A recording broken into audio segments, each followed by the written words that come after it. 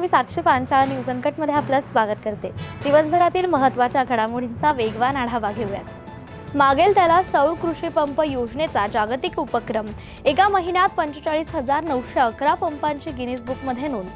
जालन्यात महापरिनिर्वाण दिनानिमित्त डॉक्टर बाबासाहेब आंबेडकरांना अभिवादन करण्यासाठी अनुयायांची मोठी गर्दी।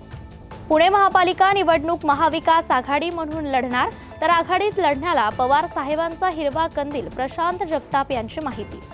अॅनाकोंडा भाजप आता शिंदे आणि राष्ट्रवादी या दोन्ही गटांना गिळणार। नाव आणि निशाणी वेगळी असली तरी त्यांचा मालक एकच, उद्धव ठाकरे यांचा दावा। प्रवाशांचा वेळ पैसा वाया याला जबाबदार कोण? इंडिगोच्या गोंधळावर सुप्रिया सुळे संतप्त। रशियन अध्यक्ष पुतिन यांचा 27 तासांचा भारत दौरा पूर्ण, तर दौऱ्यातून 19 करार आणि संरक्षण घोषणांबद्दल अस्पष्टता। जालन्यात महापालिका निवडणुकीत युती की स्वबळ या निर्णयासाठी भाजपची 1 ते 2 दिवसात महत्त्वाची बैठक।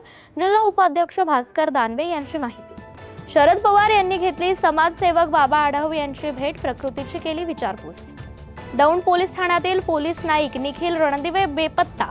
व्हॉट्सअप स्टेटसवरील गंभीर आरोपांमुळे वाढला तणाव। तपोवनातील 1800 झाडांच्या कत्तलीला मनसेचा तीव्र विरोध।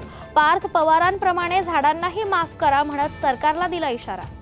दौंड तालुक्यातील जलसिंचन प्रकल्पांना शासनाची मंजुरीसाठी आमदार राहुल कुल यांचा मुख्यमंत्र्यांकडे पाठपुरावा।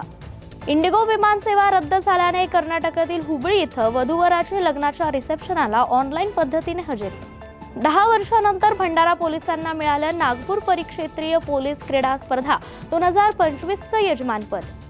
राज्यात प्रथमच कोल्हापूर जिल्ह्यात 1200 गावातील 60,000 गट नंबर येणे। कोल्हापूर जिल्ह्यातील 3 लाख नागरिकांना मिळणार थेट फायदा।